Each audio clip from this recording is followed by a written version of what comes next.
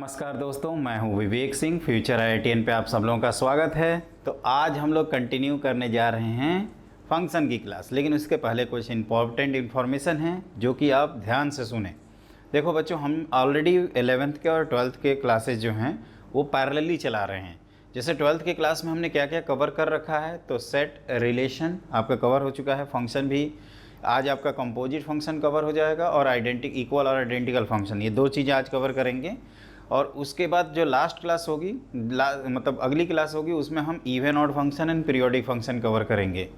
उसके बाद inverse function, और फिर बचेगा डोमेन रेंज से रिलेटेड क्वेश्चन। तो मान लीजिए 2 से 3 क्लास में आपका कवर हो जाएगा। और ये बेसिक ब्लॉक मतलब बेस है, आपका बैकबोन ऑफ कैलकुलस है। तो यहाँ पे हम ज़्यादा फास्टली नहीं कर सकते। जैसे कई बच्चों का है कि डोमेन रेंज के क्वेश्चन नहीं करा रहे हैं।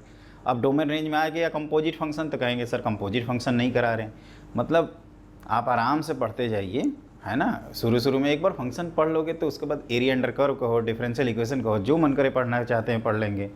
और उसी तरह से आपका LCD MOD ऑलरेडी हमने कवर कर रखा है। इसके बाद ITF पढ़ेंगे और ITF के बाद सीधे चलेंगे हम लोग इंटीग्रल कैलकुलस में। इंडेफिनिट डेफिनिट पढ़ के फिर AOD पढ़ा जाएगा। फिर ये हार्डली आपका बहुत आराम से ख़त्म हो जाएगा दिवाली के पहले तक। टेंशन मत लीजिए उसके लिए। और दूसरा 11th क्लास में हमने क्या कवर कर रखा है, तो बेसिक मैथमेटिक्स पार्ट 1, लॉगरिथम अभी कंप्लीट कर रहे हैं। लॉगरिथम जैसे ही होगा बेसिक मैथमेटिक्स पार्ट 2 आएगा, फिर क्वाड्रेटिक के बाद प्रोग्रेशन, फिर ट्रायंगल, इतना है। और फिर कोऑर्डिनेट ज्योमेट्री, और उसके बाद अलजेब्रा के अदर सेक्शन जैसे PNC, प्रोबेबिलिटी, आपका बायनोमियल थ्योरम, ये सब चीज़ें कवर कराई जाएंगी।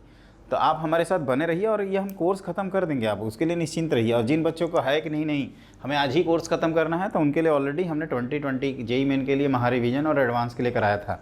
तो आप उतना भी देख लोगे ना तो मोर देन सफिशिएंट रहेगा। लेकिन आप तो देखोगे नहीं, केवल है ना सर जल्दी कराओ जल्दी कराओ जल्दी कराओ, तो हम करा रहे हैं, है ना। आप निश्चिंत रहिए। तो देखिए कंपोजिट फंक्शन क्या है, या कंपोजिशन ऑफ टू फंक्शंस। और कहने की ज़रूरत नहीं है बच्चों कि आप हमारे चैनल को सपोर्ट और प्रमोट करिए, और आपके जितने दोस्त हैं उनसे ज़रूर शेयर करिएगा, है ना। ये मैं उम्मीद करता हूँ कि आप ज़रूर हमारे चैनल को प्रमोट कर रहे होंगे। और इसी उम्मीद के साथ मैं अगला टॉपिक स्टार्ट करने जा रहा हूँ, कंपोजिट फंक्शन। ठीक है।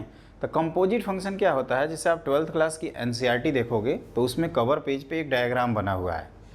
एक तरफ F है, फिर G है, फिर G ऑफ F है ना। ये उसी तरह का है कोई। तो इसको प्रॉपरली पहले लिख लेते हैं, है ना। ये क्या है फिर इसको मैं समझा दूंगा। Let F from A to B and G from B to C be two functions. ये दो कोई फंक्शन है ना, एक A to B है और एक B to C है। देन ए फंक्शन,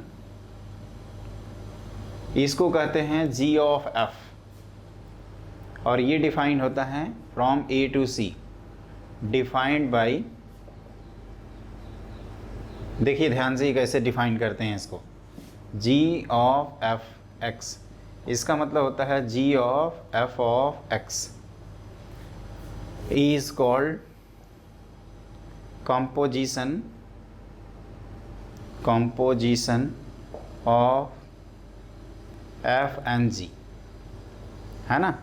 अभी आपको नहीं समझ में आया होगा, इसको मैं और अच्छे से समझाता हूँ। देखिए जैसे हम लोग, ये हमने स्टार्टिंग में ही बोला था कि फंक्शन मीन्स मशीन, जिसका कुछ इनपुट होता है और उन इनपुट के कलेक्शन को डोमेन कहते हैं, और जो आउटपुट होता है उसको रेंज कहते हैं।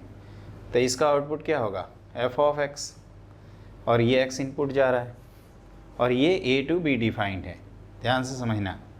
एक दूसरा फंक्शन है, ये है अपना G, जो कि B to C डिफाइंड है। तो ये क्या हो जाएगा, आप कहोगे कि इसका इनपुट तो F ऑफ X है, तो ये G ऑफ F(x) हो जाएगा। और ये जो फंक्शन है ना, इसी को कहते हैं हम लोग G of F। Clear, G of F of X कह सकते हो।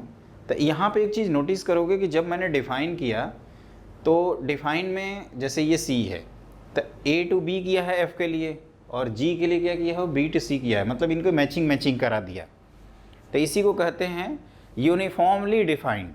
मतलब कुछ टेंशन नहीं है, F ऑफ G निकाल लो, G ऑफ F निकाल लो। जैसे देखो F ऑफ X में X इंडिपेंडेंट वेरिएबल है ना, तो Fx मिलता है।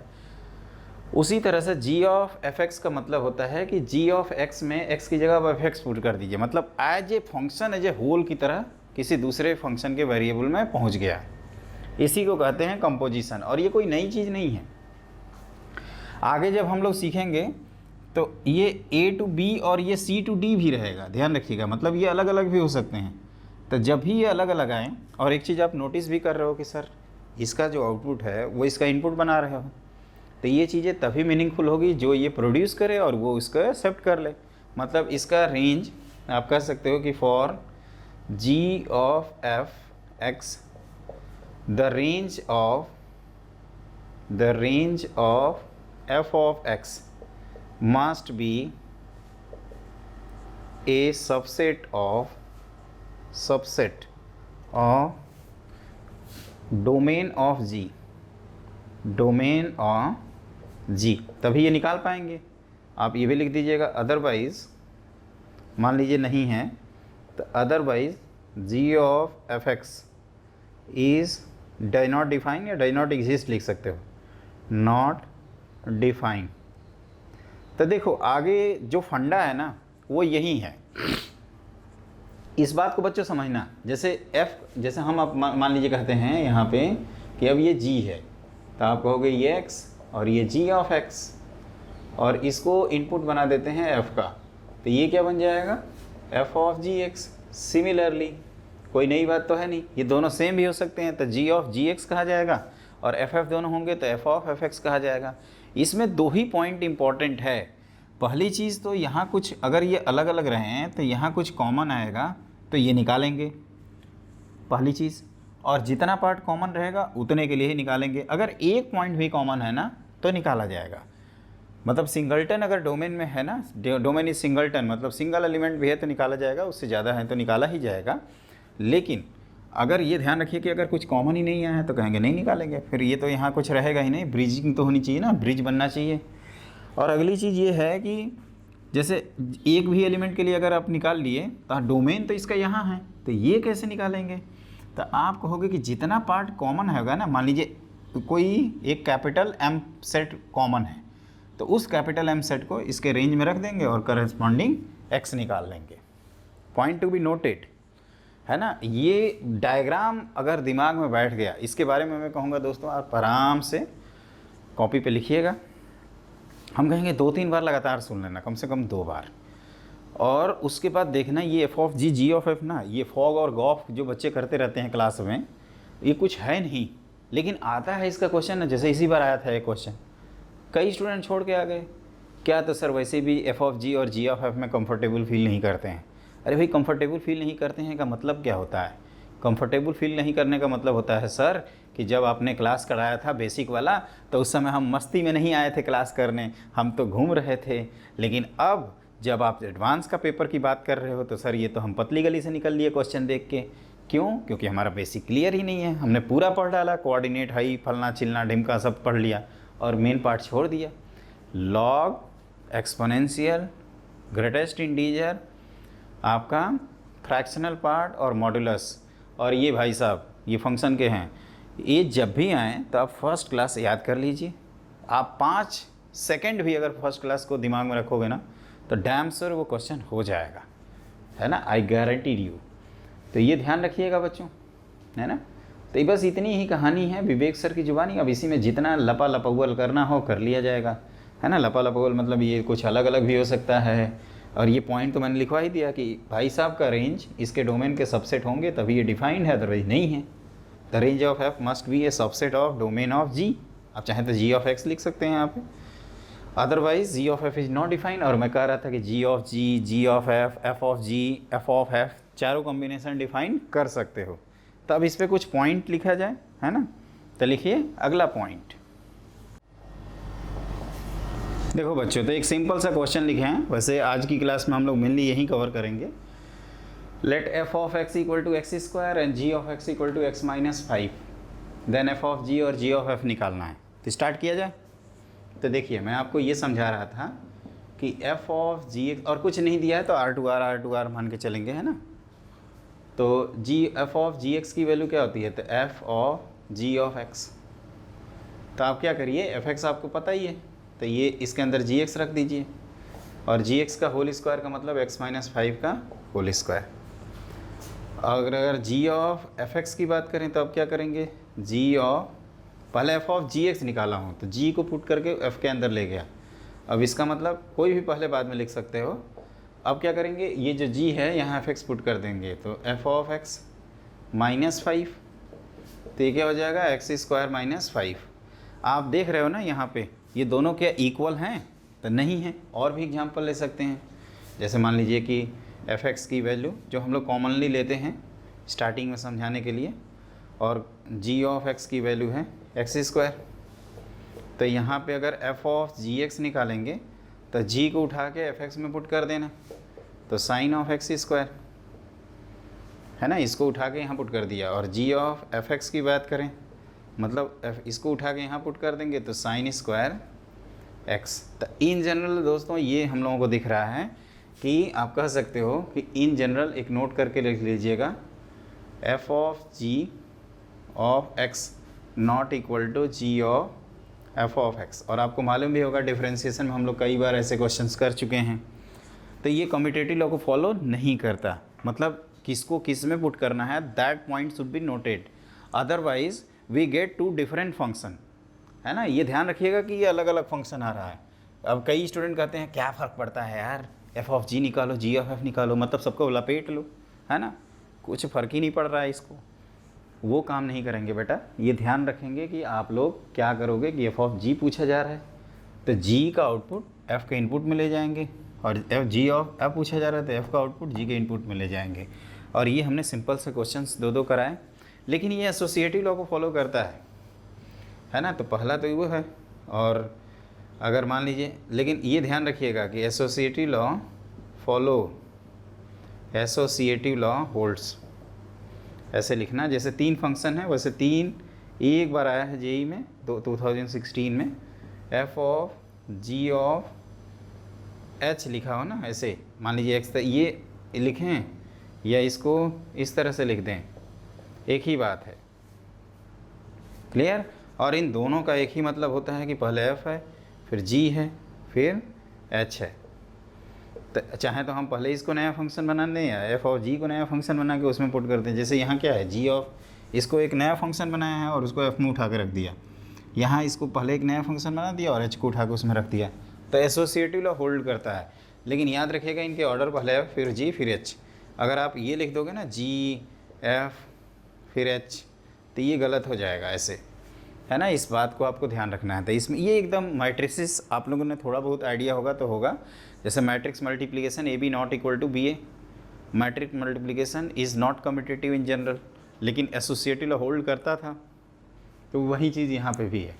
तो इस एग्जाम्पल के माध्यम से हम लोगों ने 2 चीज़ सीखा है कि in general F of G not equal to G of F, लेकिन एसोसिएटिव लॉ यहाँ होल्ड करेगा, है ना। अब हम लोग कुछ क्वेश्चंस करते हैं, और क्वेश्चंस में वही है फंडा कि एक का डोमेन दूसरे के सबसेट ऑफ रेंज, मतलब एक का रेंज दूसरे के सबसेट ऑफ डोमेन है तो ठीक है, अदरवाइज इग्नोर कर देंगे।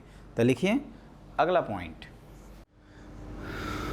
देखो बच्चों ध्यान से, मैंने एक क्वेश्चन लिख रखा है, let F defined from R to R be a function defined by F of X equal to A X square minus 2 for some positive A, if F of F root 2 equal to minus root 2 then A equal to, पहले मतलब ये F of F x निकाला जाए और फिर उसमें root 2 put कर दिया जाए और उसको माइनस रूट 2 के इक्वल किया जाएगा। तो देखिए ध्यान से, एफ ऑफ एक्स की वैल्यू है, आप कहोगे ए एक्स स्क्वायर माइनस कितना है, रूट 2 है। तो अगर मैं पूछूंगा कि एफ ऑफ एफ एक्स कितना है, तो आप जहाँ जहाँ एक्स है उसमें ए एक्स स्क्वायर माइनस रूट 2 लिख दोगे, यहीं लिखोगे ना, बोलो यहीं लिखोगे।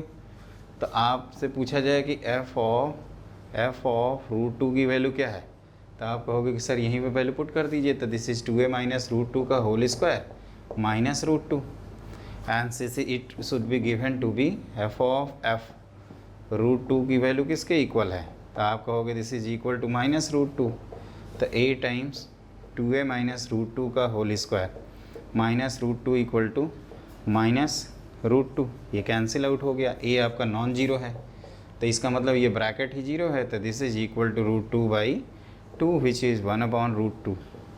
Option number last option. इस क्वेश्चन में कुछ था नहीं, जस्ट फॉर प्रैक्टिस के लिए मैंने कराया है। लेकिन हाँ, अगर आप इसे क्वेश्चन नहीं ध्यान दोगे तो फिर आपको स्टार्टिंग में, देखो बच्चों, मैं फंक्शन में जितना टाइम लेना हो ले सकता हूँ, कि उसके बाद तो हम स्पीड अप क्लास कर ही देंगे, उसके बाद कहीं टाइम थोड़े लगेगा। जो बेसिक होते हैं, अब जैसे केमिस्ट्री सेक्शन की बात करें तो केमिस्ट्री सेक्शन में मोल अपना अनमोल है, नहीं समझ में आया तो डब्बा गोल है, तो मोल आपका समझ में आना चाहिए। मोल के बाद कंसंट्रेशन टर्म्स जो होते हैं, मोलारिटी, नॉर्मलिटी, वो समझ में आनी चाहिए। जब कंसंट्रेशन टर्म समझ में आ जाता है तो आपका रिडॉक्स समझ में आना चाहिए, पीरियोडिक टेबल समझ में आना चाहिए, केमिकल बॉन्डिंग समझ में आना चाहिए, आइसोमरिज्म समझ में आना चाहिए और जीओसी समझ में आना चाहिए। अगर इतना पार्ट समझ में आ गया तो बाकी केमिस्ट्री कोई नहीं भी पढ़ाएगा ना तो समझ में आ जाएगा। थोड़ा बहुत थर्मो में और इक्विलिब्रियम में इशू होता है, थोड़ा बहुत, नहीं भी कोई समझाएगा तो आप समझ जाओगे।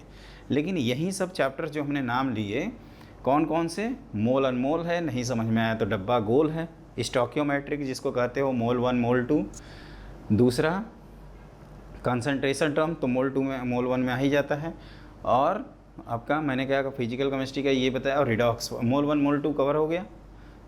इनऑर्गेनिक में पीरियोडिक टेबल और केमिकल बॉन्डिंग, ऑर्गेनिक में जीओसी और आइसोमरिज्म। तो जो बेसिक टॉपिक है ना वो समझ में आना चाहिए। जिन बच्चों के सब्जेक्ट में अगर कमजोरी है तो वो इन्हीं टॉपिक में कमज़ोर होते हैं, जब बेसिक समझ में ही नहीं आए। अब जैसे फंक्शन में हम कितना भी करके एओडी समझा दें, एमओडी समझा दें, एलसीडी समझा दें, लिमिट समझा दें, लेकिन जब तक आपका फंक्शन का बेसिक नहीं क्लियर है तब तक आपको कहीं ना कहीं लास्ट स्टेप में भी जाके दिक्कत होगी। इसलिए हम इसको आराम से कराएंगे, जितना टाइम लेना हो लीजिए। तो आप एफ ऑफ एक्स निकाले हैं, एफ ऑफ एक्स का मतलब क्या होता है, तो पूरे एक्स को उठा के इस वेरिएबल एक्स में पुट कर दिया एफ एक्स को। तो एफ एक्स खुद क्या था, एक्स स्क्वायर माइनस रूट 2 था, तो यहाँ पुट कर दिए माइनस रूट 2, तो ये रूट टू कैंसिल हो गया। ये बेवकूफ़ी हो जाएगी इसको ओपन करना, क्योंकि उससे टाइम ही लॉस करेंगे, है ना। तो उसका कैलकुलेशन का भी हमें ध्यान रखना होगा। अब आप लिखिए अगला पॉइंट,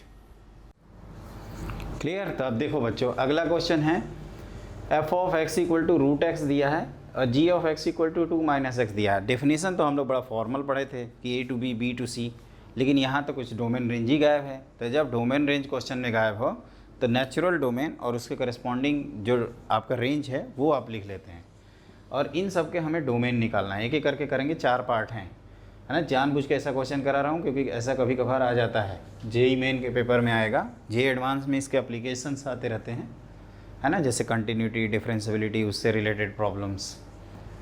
तो देखिए, अब जैसे एफ ऑफ एक्स लिखते हैं equal to square root of X है, तो अगर मैं पूछूं कि इसका डोमेन क्या है ना, शॉर्ट नोटेशन है, तो आप कहोगे 0 से इन्फिनिटी है।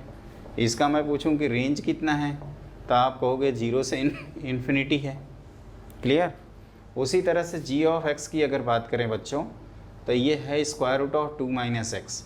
ये जब 0 से ग्रेटर होगा तो अपना डोमेन मिल जाएगा। तो डोमेन कितना है इसका, तो आप कहोगे सर माइनस इन्फिनिटी से आपका 2 तक है, और इसका रेंज क्या है, तो इसका रेंज है 0 से लेकर इन्फिनिटी तक, क्लियर।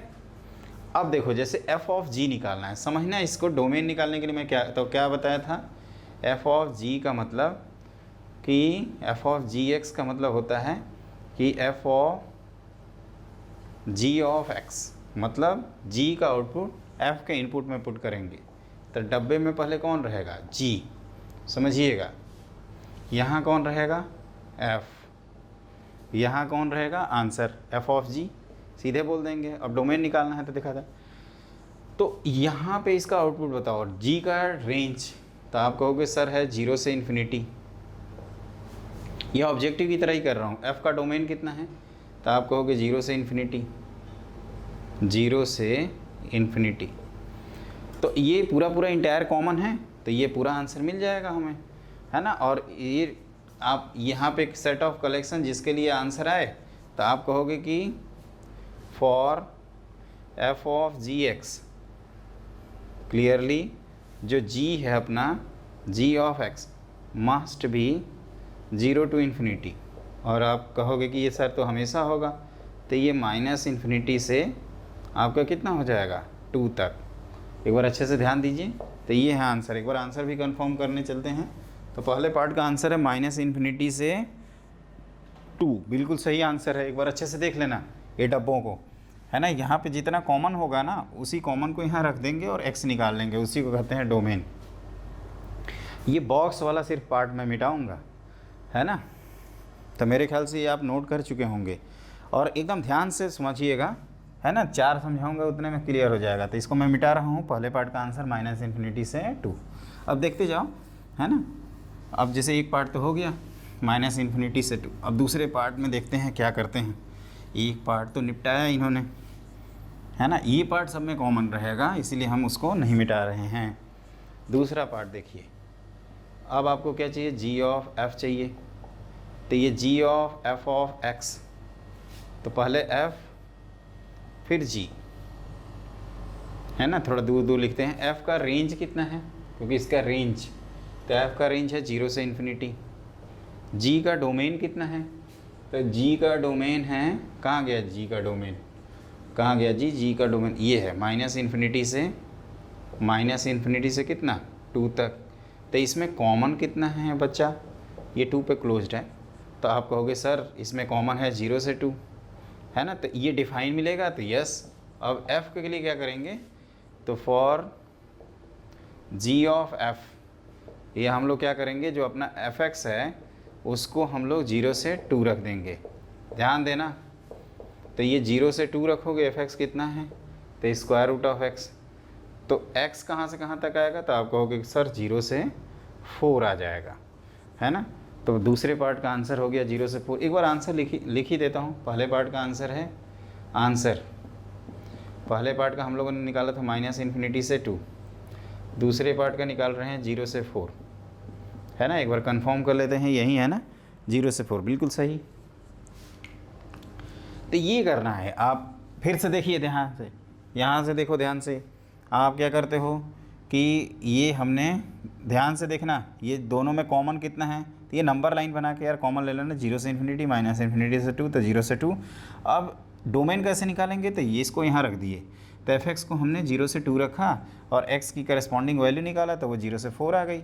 अगर 0 से 4 के लिए सीधे सीधे ये निकाल, रेंज के केसेस में डायरेक्टली जंप मारेंगे, है ना। तो that should be the point.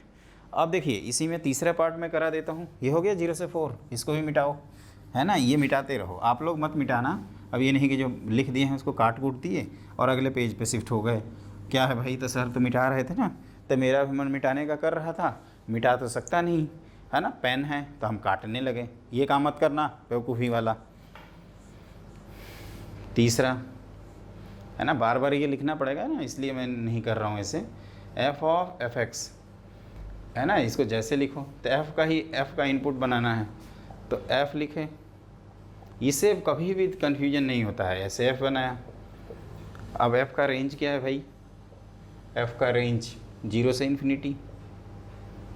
f का डोमेन कितना है, तो ये 0 से ∞ है ना। तो ये तो पूरा पूरा कॉमन है, तो इसमें भी कोई मुश्किल नहीं आएगी। तो आंसर हो जाएगा f ऑफ fx आएगा, और इसका जो डोमेन होगा वो 0 से ∞ ही आएगा, 0 से ∞। एक बार इसका आंसर चेक कर लेते हैं। 0 से ∞ इज़ द करेक्ट आंसर। अब देखो इसी में फोर्थ पार्ट भी बना देता हूँ। एक है g टू g, इधर g बनाया, है ना, इधर भी g बना दिया। तो g का आउटपुट कहाँ गया, g का आउटपुट है 0 से ∞, और g का इनपुट कितना है, अपने g का इनपुट कितना है, -∞ से आपका 2 तक। तो 1 मिनट, 0 से ∞ था ना आउटपुट, हाँ। तो इसका जब आउटपुट इसका इनपुट बना रहे हो तो कॉमन क्या है इसमें, तो आप कहोगे सर कॉमन है 0 से 2, और इस 0 से 2 के लिए हम क्लोज इंटरवल है दोनों तरफ। तो ये क्या किया, g को हमने डोमेन निकालने के लिए 0 से 2 कर दिया। तो ये ध्यान रखना 0 और g कितना है, तो स्क्वायर रूट ऑफ 2 - x, और ये हो जाएगा 2। जब पॉजिटिव नंबर होता है तो there is change in sign of inequality, तो 2 - x और इधर 4। तो आपका कितना आया फिर, तो आप कहोगे माइनस से मल्टीप्लाई कर दो सर, तो x - 2 और इधर 0 ऐड कर दो, तो -2 से x हो जाएगा +2 तक। तो आंसर -2 से +2, है ना। ये आंसर आएगा लास्ट पार्ट का, -2 से +2 बिल्कुल सही। लेकिन ये कर क्या रहे हैं बेटा ना, ये आप लोगों को दिक्कत समझ में आ रही होगी, मुझे पता है आप लोग नौटंकी सोचते हैं ऐसा कि क्यों कर रहे हैं ऐसे। अरे मैं बताऊं, हम लोग ये हंसना इसलिए पड़ता है मेरे को, क्योंकि हमने जब पढ़ा था ना पहली बार, तो लगता था यार ये कौन सी बला है, F of G G of है। फॉग तो ठंडियों में सुने हैं, ये फॉग क्या है। तो इसमें जानते हो क्या है, टी पॉइंट, टर्निंग पॉइंट, मतलब जहाँ से हम लक्ष्य की तरफ निकल लिए, वो ये है कि आप कह सकते हो कि ये जो डब्बा बनाते हैं ना, इससे कुछ कन्फ्यूजन ही नहीं होता है। अरे भाई सीधी सी बात है, इसके आउटपुट को इसका इनपुट में ले जा रहे हैं, तो इसका आउटपुट इसके इनपुट का पार्ट होना चाहिए। जितना पार्ट कॉमन आएगा उतने पार्ट का आंसर यहाँ निकालेंगे। तो वही तो कर रहा हूँ। इसका आउटपुट है 0 से इन्फिनिटी, इसका इनपुट -∞ से 2, दोनों का कॉमन 0 से 2, और 0 से 2 में इस अपने भाई साहब जी को रखा है, जो यहाँ रहेगा उसको रखेंगे। तो जी को जब रखा तो 0 से 2, जब रखा तो -2 से +2 आ गया है। यही तो किया हूँ बस। आप आराम से देखिएगा। अगर आपको दिक्कत होती है ना बच्चों, तो मैं सजेस्ट करूँगा कि इस ये जो क्वेश्चन है इसको पूरा एक बार फिर से देखिएगा, है ना। आप कुछ पाना चाहते हैं तो कुछ तो करना पड़ेगा ना, तो जब कुछ करोगे तो कुछ पाओगे, है कि नहीं। क्लियर। तो अब आप लिखो नेक्स्ट पॉइंट। देखो बच्चों, मैंने एक क्वेश्चन लिखा है और इस तरह का क्वेश्चन रिसेंटली ही जेईई मेन में पूछा गया है। तो ध्यान रखिएगा, ये हम 2 पार्ट कराएंगे एम और एन करके। जेईई मेन वाले सिर्फ एक पार्ट पूछे हुए हैं। यहाँ पे क्वेश्चन जब देखोगे ना, तो F1 है, F2 है, F3 है, F4 है, F5 है, S6 है, और f ऑफ mx की वैल्यू f ऑफ 4x है। ये नए नए फंक्शंस हैं, और ये भी वैल्यू f ऑफ 3x है। तो m और n की वैल्यू बतानी है। तो एक एक करके सॉल्व करेंगे हम लोग। ध्यान से देखिएगा कैसे, है ना। ये अलग अलग फंक्शन है, इसलिए F1 F2 इस तरह से नाम लिखा है। तो f ऑफ 6, है ना, m के लिए पहले मेहनत किया जाए, mx, है ना। ये चाहे तो आप a मान सकते हो, है ना, a और b मान लेते हैं, क्या जाता है f ऑफ 4x, जहाँ पे a क्या है तो f ऑफ mx है ना। तो देखो f ऑफ 6x में कहाँ गया f ऑफ 6x, कहोगे कि सर यहाँ है। तो यहाँ जब a रखा हूँ तो ये a - 1/a लिख दोगे, डेटा आपके सामने लिखा है ना। और f4x कितना है, तो ये हो गया 1/1 - x। क्रॉस मल्टीप्लाई करके a की वैल्यू निकाल लीजिए, है ना। या आप ऐसे भी कह सकते हैं कि सर इसको लिख सकते हैं 1 - 1/a = 1/1 - x। तो ये 1/a हो गया 1/1 - 1 - x, है ना। थोड़ा ब्रैकेट वगैरह का ध्यान रखिएगा, 1 - x -1/1 - x। तो x आ गया यहाँ से, सॉरी a, x - 1/x, और ये x - 1/x जिसको हम f ऑफ mx कह रहे थे, और ये किसके इक्वल है, x - 1/x। तो आप कहोगे सर ये f ऑफ 6x के इक्वल है, और यहाँ से m की वैल्यू आपको कितनी मिल गई, 6 के इक्वल। समझ में आया। आप चाहें तो f ऑफ mx भी बार बार लिख सकते हैं। तो m की वैल्यू हमें मिल गई 6। इन्हीं फंक्शन में से डिटरमाइन करना होता है।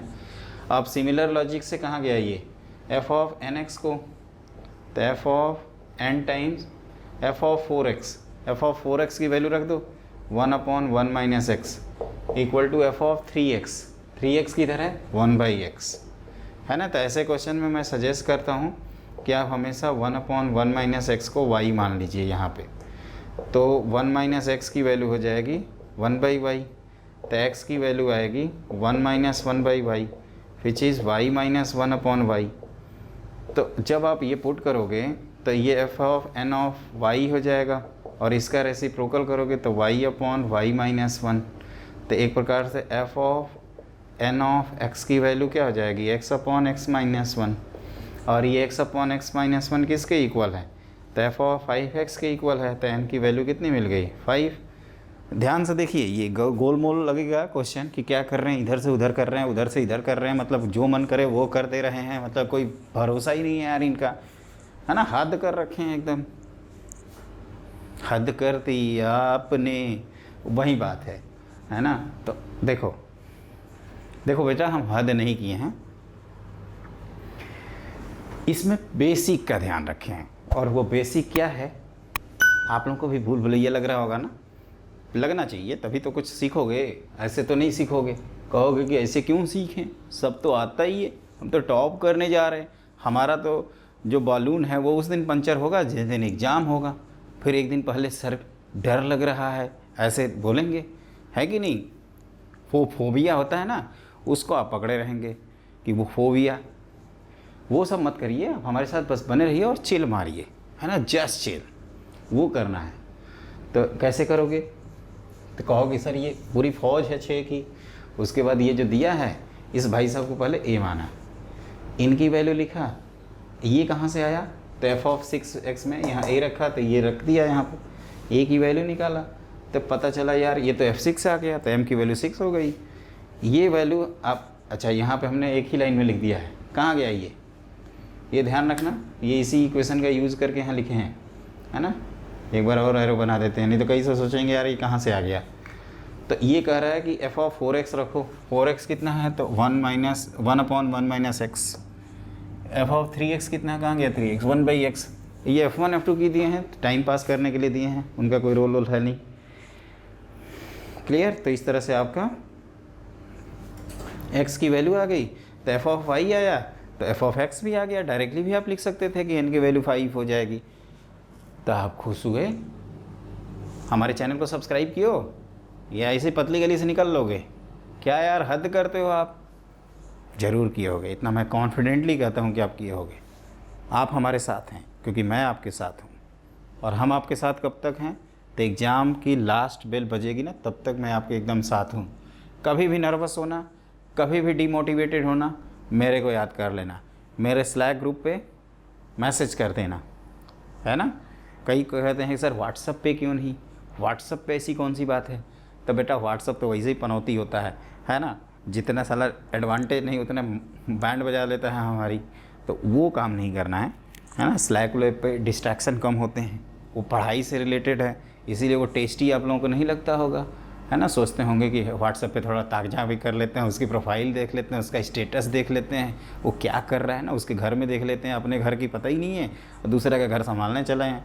यही सब करते रहते हो व्हाट्सएप पे, मुझे पता है तुम लोगों का। और स्लैक पे ये सब तो मिलेगा नहीं, क्योंकि स्लैक पे सिर्फ और सिर्फ पढ़ाई की बात होगी और कोई बात करने का कोई स्कोप ही नहीं है, क्योंकि हमने सारी चीज़ें ब्लॉक कर रखी हैं और आपको सिर्फ और सिर्फ वही मिलेगा। इंस्टाग्राम में क्या होता है ये भी देख लेते हैं, है ना। हाई ले लो, हाउ ले लो, यही तो ऑनलाइन को बिगाड़ रखा है ना। ऑनलाइन तो अच्छा ही है यार, एक बार हमने बता दिया ऑफलाइन की क्लास होगी गायब, ऑनलाइन की क्लास होगी, वीडियो पीछे मारे लेके फिर चले, वीडियो पीछे मारे फिर से पढ़े, साला तब तक पढ़ेंगे जब तक हमारे भेजे में ना घुस जाए।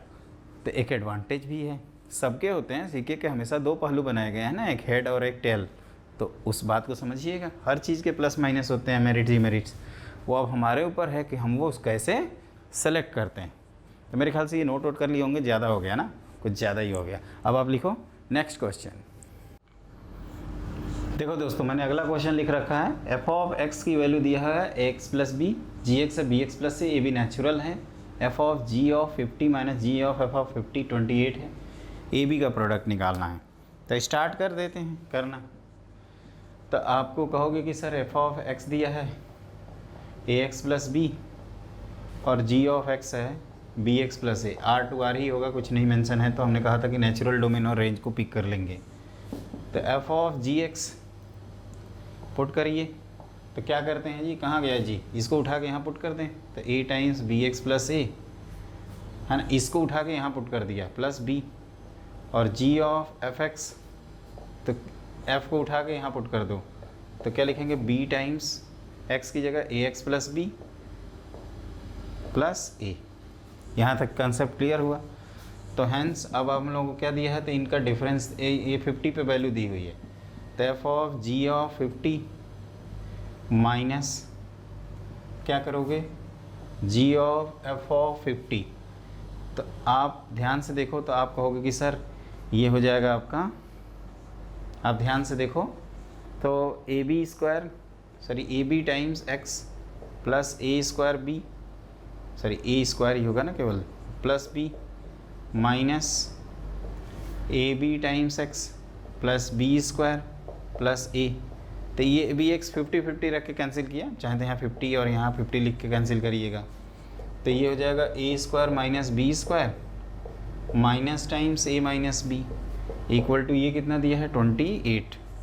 तब आप लोगों को कुछ रियलाइज़ होगा, रियलाइज़ ये हो रहा होगा कि a - b लिखा और a + b - 1 किया, इक्वल टू 28 को हम लोग क्या लिख सकते हैं। अब ये नेचुरल नंबर है तो इसमें केसेस बनाएंगे, और वो केसेस कैसे बनेंगे ये भी देखो, है ना, ये भी ध्यान रखना कि कैसे केसेस बनते हैं। और देखो दोस्तों, तो ये 2 इंटू, पहले कहाँ से स्टार्ट करेंगे, ये थोड़ा लेंदी हो जाएगा बहुत। 1 इंटू 28, 2 इंटू 14, है ना, 2 के बाद कौन आएगा 4, 4 इंटू 7, 7 इंटू 4, और 14 इंटू 2, और 28 इंटू 1। अब हम मान लेते हैं कि देखो ये सारा चीज़ लिख दिए, तो अंडरस्टूड है कि ये तो टर्म पॉजिटिव है ना, हम पहले से ही कन्फर्म है कि ये पॉजिटिव होगा। अब सवाल उठता है क्यों, कैसे हो गया पॉजिटिव, तो कहोगे कि सर ए और बी है नेचुरल, उसकी मिनिमम वैल्यू कितनी होगी 1, तो अगर ए की वैल्यू 1 भी मान लें तो 1 1 कैंसिल, ए बचेगा, तो ये तो पॉजिटिव हुआ ना, तो ये भी पॉजिटिव ही होगा। और ये अंडरस्टूड है दोस्तों कि ये वैल्यू हमेशा इससे क्या होगी ग्रेटर, क्योंकि a माइनस बी करेंगे तो a minus B minimum natural number का डिफरेंस अगर 1 भी रखें तो ये वैल्यू हमेशा इससे ग्रेटर आएगी। तो आप कह सकते हो कि सर ये जिस ऑर्डर पेयर में लिखे हैं आप, उस हिसाब से क्या होगा, ये इन्हीं 3 पॉसिबिलिटी के लिए चेक कर लीजिए। मेरे ख्याल से आप क्वेश्चन तो नोट कर ही लिए होंगे, है ना, तो देखेंगे ए बी निकालना था, ध्यान रखिएगा। तो ये मिटा दूँ, ये सब तो फॉर्मेलिटी हो ही गई होगी। तो अब देखो क्या करते हैं, क्वेश्चन 28, ये बाकियों को कोई रिजेक्ट किया, अगर दिक्कत होती है तो वीडियो को एक बार दूसरी बार सुन लेना। मैं कह रहा था कि a प्लस बी हमेशा 1 से ग्रेटर आएगा, तो a plus B minus 1 positive आएगा, और a प्लस बी हमेशा a माइनस बी से ग्रेटर होगा। तो ये पॉसिबिलिटी ये सब एग्जिस्ट नहीं करेंगी, वैसे भी आप देखोगे तो उठपटांग आएगा। तो केस 1, a माइनस बी को हमने 1 उठाया, और a प्लस बी माइनस 1 को 28, तो ये हो गया a plus B equal to 29। अब ध्यान से देखो, तो दोनों को ऐड कर दो, तो 2a की वैल्यू कितनी हो गई 30। a में 1 मिनट 1 इंटू 28 किया ना, तो a प्लस बी माइनस 1, तो ये 29 हुआ, 20 तो ऐड करोगे तो 30, तो a की वैल्यू 15 आएगी, और b की वैल्यू कितनी आ जाएगी, ध्यान से देखो, तो b की वैल्यू हो जाएगी 14। तो ए बी का प्रोडक्ट करेंगे तो ये कितना हो जाएगा, मल्टीप्लाई करिए तो 15 चौके 60, 0, है ना यार, ये मल्टीप्लाई करना भी देखो कितना टेंशन लगती है। तो 14 3 42, कैसे करेंगे मल्टीप्लाई, है ना, कैसे, यहाँ से स्टार्ट करें, 14 5 70 लिखते हैं, 14 कम है 14 और 7 21, देख लेना सही होगा, है ना। बड़ा डर लगता है, 15 चौका 60 तो 150, हाँ सही तो है, ये बिल्कुल सही है दोस्तों। केस 2 पे आते हैं, है ना, इसी तरह से करिए हम जो कर रहे हैं, आप भी ऐसे गोल मोल करते रहिए। a माइनस 2 की वैल्यू 2, a माइनस बी 2 हो गया, और a plus B minus 1, a plus B minus 1 14, मतलब ये 15, तो ऐड करोगे तो ये पॉसिबिलिटी वैसे ही इग्नोर हो जाएगी, क्योंकि नेचुरल नहीं आएगा। आप देख सकते हैं ऐड और सब्ट्रैक्ट करके, a माइनस बी की वैल्यू, अरे यार ये क्या कर दिया, ये मैंने जिनको क्रॉस किया है वही तो आंसर है ना, ये इसको रिजेक्ट करना चाहिए था, उल्टा लिखा था, इसको सही कर लीजिएगा, है ना। अब देखो ये a माइनस बी की वैल्यू अब हमने क्या किया 4 रखा, और a प्लस बी माइनस 1 7, मतलब ये 8 हो गया, तो यहाँ से a की वैल्यू 6 मिल गई, ऐड करोगे तो 12 6, और b की वैल्यू 2 आ जाएगी, तो ए बी आ जाएगा आपका 12। तो आंसर ए बी 12 होगा। तो आंसर फाइनली दोस्तों ए बी की वैल्यू हम लोग 12 लिख रहे हैं या 210 लिख रहे हैं ना, एक बार चेक कर लेते हैं, 12 और 210 बिल्कुल सही है। लेकिन ये भी गोल मोल क्वेश्चन किया गया है, और ये जो अगर आपके पास टाइम हो तो ये पूरा पॉसिबिलिटी चेक करिए। और एक चीज़ ध्यान रखिएगा, ए बी जब नेचुरल नंबर है तो 2 टर्म का प्रोडक्ट फैक्टराइजेशन में नेचुरल पार्ट ही होने चाहिए। और ये कैसे कंफर्म किए हैं कि a प्लस बी माइनस 1, जैसे मैं एक दिखा ही देता हूँ कि एक रिजेक्ट क्यों हो रहा है। जैसे मान लीजिए कि मैं ये स्टार्टिंग में इसको 14 ले लेता, जैसे 7 ही लेता है ना, स्टार्टिंग से ही करते हैं, और इसको 4 लेता तो a प्लस बी ये 5 आ जाता, तो ऐड करता मैं तो a की वैल्यू तो 6 मिलती, लेकिन b की वैल्यू -1 मिल जाती, तो ये रिजेक्ट हो जाता है, एक पॉजिटिव एक नेगेटिव आएगा ना, तो इस वजह से रिजेक्ट कर देंगे, क्योंकि नेचुरल हमें लाना है। तो 2 आ रहा है 210 and A B equal to 12, तो दोनों में से दोनों आंसर दिए जा सकते हैं, या कोई एक दिया जा सकता है जेईई मेन टाइप के एग्ज़ाम में। तो मेरे ख्याल से ये आपको कॉन्सेप्ट तो क्लियर ही हो गया होगा। है ना। अब आप लिखिए अगला क्वेश्चन। देखिए दोस्तों, मैंने अगला जो क्वेश्चन लिखा है वो बहुत ही इंपॉर्टेंट क्वेश्चन है।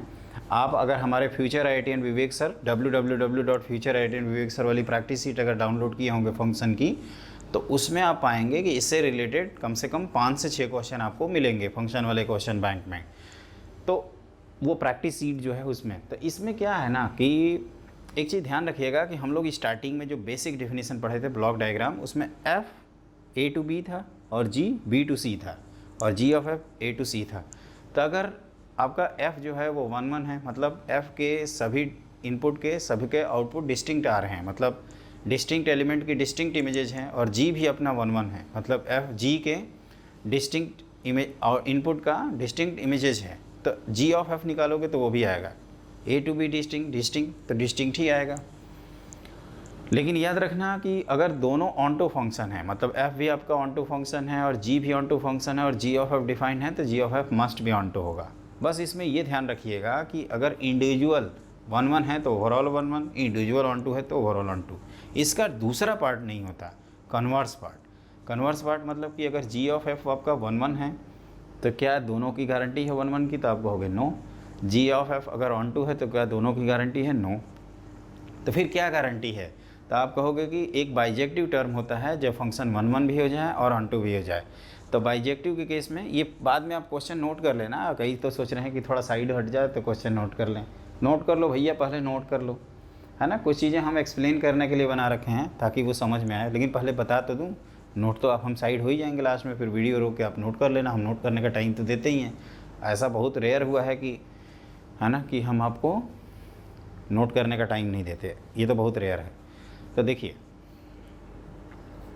क्या मैं समझा रहा था जी, हाँ, ये बाइजेक्टिव का मतलब होता है कि फंक्शन जब इंजेक्टिव मैपिंग मतलब 1 1 हो जाए और ऑन टू हो जाए तो फंक्शन को बाइजेक्टिव कहते हैं, मतलब दोनों। तो एक चीज़ ध्यान रखना कि कन्वर्स पार्ट ट्रू नहीं होता, मतलब G of F अगर 1 1 है तो no comments, G of F अगर ऑन टू है तो नो कमेंट्स। बस ये ध्यान रखिएगा कि अगर G of F बाइजेक्टिव हो गया किसी तरह के, तो आपका G जो है वो ऑन टू होगा और F जो है वो 1 1 होगा। वो कैसे, वो देखिए। तो late F A to B G B to C be the true function G of F from A to C, which of the following option is true। पहला है G of F is 1 1, then F and G both 1 1। ये converse part है, नहीं, ये in general क्या होगा, false हो जाएगा। ये कैसे, उसी के फेवर में एक एग्जाम्पल दिए हैं, आप ध्यान से देखो। 1 का आउटपुट 1, 2 का आउटपुट 2, 3 का आउटपुट 3। तो यहाँ G of F जो इसको हम कह रहे हैं, ये F है, ये G है, तो ये क्या कहोगे, G of F। तो G of F तो 1 1 है क्योंकि सबकी अलग अलग इमेजेस हैं, लेकिन क्या ये दोनों 1 1 है, कहोगे कि ये तो 1 1 ठीक है सर, लेकिन यहाँ तो मैनी 1 आपने कर रखा है, तो ये गलत हो गया। अब G of F 1 1 हो गया तो F is 1 1, बिल्कुल सही, क्योंकि बिना इसके काम नहीं चलेगा। आप ऐसे सोचिए कि अगर ये नहीं होगा, F मैनी 1 हो गया, तो क्या इस बेचारे को कभी 1 1 होगा, तो नहीं। तो वो आप ये अंडरस्टूड है कि ट्रू है। G of F बाइजेक्टिव है, मतलब 1 1 ऑन टू हो गया, तो इसके सभी एलिमेंट ऑक्युपाइड होने चाहिए, और यहाँ इन बाइजेक्टिव मतलब 1 1 होना चाहिए, तो ये 1 1 होना चाहिए। तो ये आप कह सकते हो कि combination of both A and B effect है, तो ये भी सही हो गया। और individual if F and G both 1 1 then G of F is 1 1, ये भी सही है। देखो ये C ऑप्शन, ये जो हमने किया है ना, इसमें हम एक चीज़ एक्सप्लेन करने के लिए कोशिश किए हैं कि आपका फंक्शन तो ऑन टू है, लेकिन आप ध्यान देखिए B, ये जो G है ना, ये आपका ऑन टू है। इस F बेचारे के ऑन टू होने की कोई गारंटी तो है नहीं, ये तो इन टू है, समझे। तो ये ध्यान रखना, और इनका प्रूफ भी होता है। जैसे आप ये लास्ट वाले को ऐसे समझ सकते हो, एक बार मैं फिर से बना देता हूँ, लास्ट ऑप्शन कैसे सही हुआ। ऐसे केवल डब्बे डब्बे है ना, ये F है, ये G है, और ये B है, ये C है, ये A है। तो देखो F और G 1 1 मतलब इसके सभी एलिमेंट की यहाँ सबकी डिस्टिंक्ट इमेजेज आई, और इन सभी डिस्टिंक्ट की यहाँ डिस्टिंक्ट इमेजेज आई, मतलब सबकी अलग अलग इमेजेज आ गई। ऑन टू का मतलब कि इसके सारे एलिमेंट्स यहाँ कहीं ना कहीं एसोसिएटेड हैं, और ये ऑन टू का मतलब इसके सारे एलिमेंट्स कहीं ना कहीं एसोसिएटेड हैं। तो जब दोनों ऑन टू हो गए तो आपका G ऑफ F तो ऑन टू होगा ही ना होगा बच्चों, ज़रूर होगा, 100% होगा, है कि नहीं। तो ये एक इम्पॉर्टेंट पार्ट है, इसको ध्यान रखिएगा, है ना। जब दोनों हो जाते हैं ये अगर ये भी लिखा रहता ना कि F and G both are onto then G of F is onto, ये भी सही हो जाता है। आप चाहें तो ई स्टेटमेंट लिख सकते हैं, लेकिन ये ध्यान रखना कि अगर जी ऑफ एफ आपका बाइजेक्टिव है, मतलब वन वन ऑन टू है, तो जी तो अपना ऑन टू होगा, बिना ऑन टू का ये हम बाइजेक्टिव कहीं नहीं पाएंगे। अब let us suppose G into है, उल्टा सोचना चाहिए, तो इस बेचारे का एक एलिमेंट तो छोड़ देंगे ना, तो फिर कैसे किस मुँह से कहोगे कि जी ऑफ एफ आपका ऑन टू होगा? कहोगे कि जब जी को ही आपने इन टू बना डाला तो जी ऑफ एफ तो वैसे ही गायब हो गया, ये बाकी सब झिंगा लाला, ये उसी तरह का है ना, न रहेगा बांस जे न जी ही बचा नहीं, वो बेचारे को इंटू कर रखा है, तो पैसे कैसे चिल्ला रहे हो कि G of F on to होगा? कहोगे कि जी ऑफ एफ तो एफ और जी से ही आया है ना, तो जब जी ही बेचारे में प्रॉब्लम हो गई है तो फिर कहाँ से लाएंगे? कोई दूसरा फंक्शन बीच में टपकाएंगे क्या? हद कर दी यार आपने, है कि नहीं? तो मेरे ख्याल से ये क्वेश्चन आप लोगों को समझ में आया, क्लियर हुआ? ज़्यादा ही लंबी क्लास तो नहीं हो गई ना? नहीं नहीं नहीं, चलिए तो ये नोट कर लीजिएगा अच्छे से। तो डी ऑप्शन ये भी करेंगे सही, है ना, ये तीनों ऑप्शन सही हैं। B C D binary coded decimal, B C D option are correct. ये आपका गलत है, maybe more than choice का क्वेश्चन था। और आप लिखिए अगला क्वेश्चन। देखो बच्चों, तो अगला जो क्वेश्चन लिखे हैं, इस तरह के क्वेश्चन बहुत रेयर आते हैं, लेकिन आप कहोगे कि सर फिर क्यों करा रहे हो, हमें क्यों परेशान कर रहे हो? तो वो इसलिए कर रहे हैं क्योंकि अगर इस तरह का क्वेश्चन किए हैं तो एक कॉन्फिडेंस आता है, और आप कह सकते हैं कि कैलकुलस में ये एक प्रकार से सबसे टिपिकल क्वेश्चन होते हैं। इसमें कंसंट्रेशन की बहुत ज़्यादा ज़रूरत पड़ती है, और इससे सभी क्वेश्चन सिंपल ही होंगे, कोई भी क्वेश्चन इससे लेंदी नहीं होगा। आप चाहें तो मेरी बात स्टेटमेंट की तरफ पे नोट कर लीजिए। तो ये आराम से किया जाए। ये क्या है? तो आपको एफ एक्स दिया है, जी एक्स दिया है, और जी ऑफ एफ एक्स निकालना है। आप चाहें तो एफ ऑफ जी एक्स निकाल सकते हैं, मैं उसका आंसर लिख दूंगा और आप लोग खुद से करना, मैं एक को समझा देता हूँ। तो सबसे पहले मॉड को ब्रेक करना हमारी प्रायोरिटी बनती है। तो ये भाई साहब 2 पे ब्रेक हो रहे हैं, 2 के राइट साइड में पॉजिटिव और 2 के लेफ्ट साइड में नेगेटिव। तो जब पॉजिटिव करेंगे तो -1 एक बार लिखना पड़ जाएगा, मिटा देंगे बाद में, कोई दिक्कत नहीं है। तो ये 2 से 4 तक, और -1 माइनस टाइम्स x माइनस 2, या इसको सीधे सीधे 2 माइनस एक्स लिख दिया जाए। 2 माइनस एक्स अगर 0 से आपका कहाँ तक हो, 2 तक। तो आप ध्यान से देखिए, ये 2 पे चाहें तो यहाँ हम इग्नोर कर दिए हैं, है ना, ताकि कंटिन्यूस है ही। आप चाहें तो दोनों जगह काउंट कर लीजिए, एक जगह काउंट करते हैं। तो ये एफ ऑफ एक्स आ गया बच्चों, ध्यान से देखो। तो x माइनस 3, भले इसको लिखा जाए ना, एक ऑर्डर में लिखा जाता है। तो ये लिखे हैं कितने, 1 माइनस एक्स। तो 1 माइनस एक्स वैन 0 से आपका x आ गया 2 तक, और फिर x माइनस 3। अगर x की वैल्यू कहाँ से कहाँ तक है बताइए? आप कहोगे कि सर 2 से लेकर 4 तक है, यहाँ तक हो गया। उसी तरह से g को ब्रेक कर दीजिए, ये तो आसान है। आप कहोगे कि नेगेटिव के लिए मॉड पॉजिटिव नेगेटिव ब्रेक होगा, तो ये पॉजिटिव हो जाएगा, और ये हो जाएगा -1 से 0 के लिए। और फिर 2 माइनस एक्स लिखेंगे अगर x की वैल्यू 0 से हम कहाँ तक ब्रेक करें, 3 तक। ये मैं मॉड ब्रेक कर रहा हूँ, जिसको हमने 3rd क्लास में मॉड्यूलस फंक्शन में बता रखा है। और आपको दिक्कत तभी हो सकती है जब आप 3rd क्लास जंप मार के चिंपैंजी की तरह यहाँ कूदे होंगे, पैरासूट लैंडिंग की तरह, तो वो आप काम नहीं करेंगे। आप एकदम सिस्टमेटिक पढ़ेंगे, है कि नहीं? अब क्या निकालना है भाई, कहाँ गया? तो इसके लिए डब्बा बनाया जाए, तो पहले f फिर g। तो इसका मतलब ये होता है कि हमें f का ग्राफ बनाते हैं। तो एक तो होता है ग्राफिकल मेथड, पहले f का ही ग्राफ बना लिया जाए। तो ध्यान से देखो बच्चों, जब 0 रखोगे, ये क्या है, 0 पे 1 और 2 पे वैल्यू -1, है ना। तो 0 पे 1 और 2 पे -1 मतलब इस तरह से होगा कहीं। वैसे भी इसका ग्राफ बनाना चाहते हैं। और x माइनस 3 था, 2 पे वैल्यू -1 और 4 पे वैल्यू 1, मतलब ये इस तरह से है, सिस्टमेटिक एकदम होगा, सिमेट्रिक होगा, यहाँ तक चले जाएंगे और कॉन्टीन्यूअस है, ध्यान रखिएगा। तो ये समझते रहिए। ये कौन है? तो ये कहोगे 3 है। ये कौन है? तो ये 4 है। ये कौन है? तो ये 2 है। ये 1 है। ये 0 है। और ये लाइन की इक्वेशन कौन है?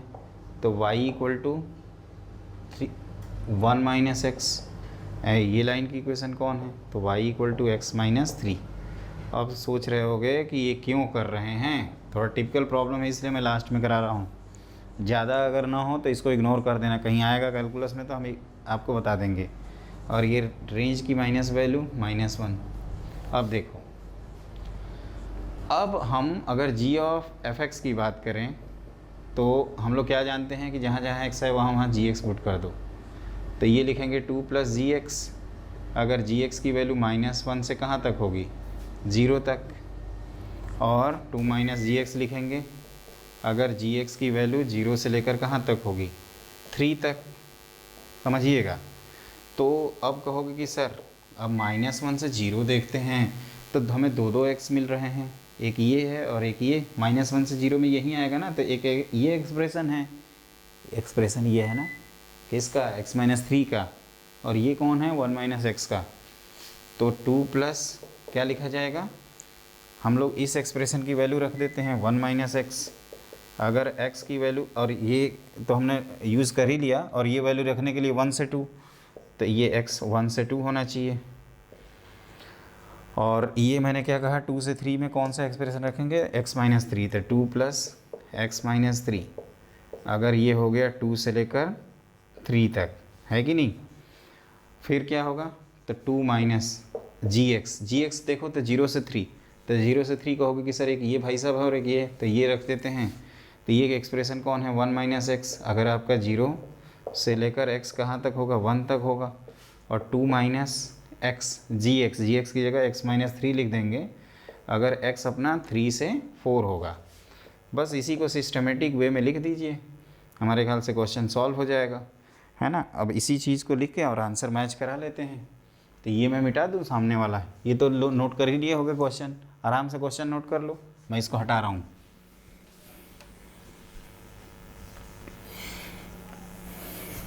तो देखो ये फाइनली है, एक ऑर्डर में लिखते हैं, पहले 0 से 1 लिखा जाएगा, फिर 1 से 2, 2 से 3, 3 से 4। तो g ऑफ f(x) फाइनली आया आपका 0 से 1 में, ये देखिए तो 1 + x है ना, 0 से 1 तक। फिर 1 से 2 में कौन है, तो 3 - x ना, 3 - x। कहाँ से कहाँ तक, 1 से 2 तक। और 2 से 3 तक, एक मिनट, 1 से 2 3 - x, और 2 से 3 में x-1। तो x-1 किया 2 से 3 में, और 3 से 4 में कौन है, तो 5 - x है। 5 - x कहाँ से कहाँ तक, 3 से 4 में। तो ये काफ़ी लेंदी क्वेश्चन होते हैं, है ना। अब भगवान से यही मनाएंगे कि एक हमारा क्वेश्चन सही हो जाए, अदरवाइज फिर से समझाना पड़ेगा।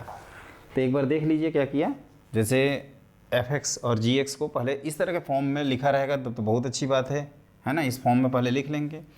g ऑफ f(x) निकालना था, तो f का रेंज g का इनपुट बनाना चाहते हैं, तो f का रेंज मतलब f के y से वेरिएशन है, तो f का हमने ग्राफ बना लीजिए। ये graph of y equal to क्या है, f(x) है। तो ये स्ट्रेट लाइन, दो कम्बिनेशन ऑफ लाइन्स बनी। फिर हमने g ऑफ f(x) जो डेफिनेशन है ना उसको कर दिया, जहाँ जहाँ x था तहाँ तहाँ f(x). एक मिनट, गलत लिख दिया ना, अरे यार इतनी मेहनत किया हूँ मैं, क्या कर दिया, यहाँ f(x) होगा बच्चों, क्या यार सारा समझा के और यहाँ गड़बड़ कर दिए। इसको सही कर लेना, I am really sorry. f(x), यहाँ पे भी f(x) है ना। मैं कह ही रहा था कि फिर से गड़बड़ हो जाएगा, ये f(x) है ना। आप तब से सोच रहे होगे ये हमने 4 जगह मिस्टेक की है, I am really very sorry. अब हम इसको एडिट नहीं करेंगे, है ना। देखिए ध्यान से, आप भी लिख करो कि ये गलती हो सकती है ना, समझाने के चक्कर में कुछ भी कर रहे हैं। इसे जब लिखा ना तो मैंने कहा कि ये क्या कर रहा है यहाँ पे, और मैं यहाँ देख रहा हूँ तब से, इसको तो मैं देख ही नहीं रहा हूँ क्योंकि इसका रोल ख़त्म हो गया। अब एक बार आंसर मिलाते हैं, कहाँ गया आंसर भाई। तो 1 + x लिखेंगे 0 से 1, बिल्कुल सही। फिर 3 - x लिखेंगे 1 से 2, वो भी सही है। x-1 लिखेंगे 2 से 3, वो भी सही है। 5 - x 3 से 4, ये भी सही है। और ये कॉन्टीन्यूअस फंक्शन है, तो ये थोड़ा सा हम करेक्शन हम कहेंगे कि सही कर लीजिएगा। इसको मैं कहा नहीं कि एडिट नहीं करूँगा, ये आपका काम है। ये चारों जगह हमने जो जी लिखा था उस जी को हटाओ, है ना, एफ को लगाओ, और वो ध्यान रखना वो समझाने के चक्कर में कहोगे कि भैया जी में आपने एफ पुट किया तो यहाँ जेफ का जी कैसे आया, जी जल्दी जल्दी लिख दिए थे क्या। तो इस बात को ध्यान रखिएगा। वैसे भी लास्ट क्वेश्चन आपका जो है, अगर आपको दिक्कत होगी तो हमारे स्लैक ग्रुप पर करिएगा, और ये कहीं आएगा भी नहीं। हम तो देखें हैं पूरा, हम समीर बंसल की बुक सॉल्व कर लिए, इसकी कोई ज़रूरत ही उतनी नहीं पड़ती है ना। ये बहुत रेयर है, लेकिन मैं इसलिए समझा देता हूँ क्योंकि एफ ऑफ जी और जी ऑफ एफ यही एक टिपिकल सेक्शन है। और इसमें क्या होता है ना, कंटिन्यूटी डिफरेंशिबिलिटी तो वो तो बिना उसके भी कर लेते हैं, है ना। केवल इतना भी आइडिया रहे तो हम लोग कंटिन्यूटी और डिफरेंशिबिलिटी के क्वेश्चन सॉल्व कर लेते हैं। तो ये ध्यान रखिएगा दोस्तों, सही है। जी ऑफ एफ में स्टेप 1 एफ का ग्राफ बनाना, जहाँ स्टेप ग्राफ नहीं बना पाएंगे वहाँ इनइक्वालिटी रखेंगे। जैसे मान लीजिए यहाँ तक गए, अब क्या होगा कि जैसे दो कम, जैसे इस वैल्यू को यहाँ उठाएंगे, प्रोवाइडेड ये वैल्यू -1 से 1 और 0 से 2, तो उसका इंटरसेक्शन एक इनइक्वालिटीज वाला ऑप्शन भी होता है सॉल्व करने का, उसको हम बाद में कभी बता देंगे। तो आज की क्लास के लिए बस इतना ही। अच्छे से इसको पहले नोट कर लीजिए, नहीं तो कहोगे कि टाइम ये करेक्शन कर लेना, मैं बार बार बोल रहा हूँ, है ना। मैंने कहा ही था कि एक बार आंसर चेक कर लेते हैं, सही होगा, नहीं तो फिर से एक्सप्लेन करना पड़ेगा। तो मैंने बहुत मेहनत से एक्सप्लेन किया है बच्चों, और मेरा मेहनत का फल मिलना चाहिए। तो आप हमारे चैनल को ज़रूर प्रमोट करिए, सपोर्ट करिए, है ना। आप जितने आपके दोस्त हैं उन सबको से शेयर करिए। और इसके बाद जो हम लोग मिलेंगे तो उसमें क्या पढ़ेंगे, तो सबसे पहले इक्वल एंड आइडेंटिकल फंक्शन, फिर पीरियोडिक फंक्शन, मतलब इवन ऑड फंक्शन, फिर पीरियोडिक फंक्शन, ये ख़त्म कर दिया जाएगा। अगली क्लास में ये 3 टॉपिक ख़त्म हो जाएंगे। और जो लास्ट क्लास होगी उसमें हम डोमेन रेंज से रिलेटेड क्वेश्चंस करा देंगे। सॉरी, एक इन्वर्स फंक्शन भी रहेगा। इन्वर्स फंक्शन को, है ना, सोच रहे हैं कि अगली क्लास में ही कवर कर दें, और ये क्लास हम पूरा डोमेन रेंज कराएंगे, है ना। या इन्वर्स फंक्शन को उसी में कवर कर लिया जाएगा, देखा जाएगा ध्यान से, जैसे जो सिचुएशन के हिसाब से डिसीजन लें वो बेहतर है ना। तो एंजॉय करते रहिए, पढ़ते रहिए, और हमारा स्लैक ग्रुप सबको ज्वाइन कर लीजिए अच्छे से, है ना। जल्दी ही मिलते हैं बच्चों, गुड लक, बाय।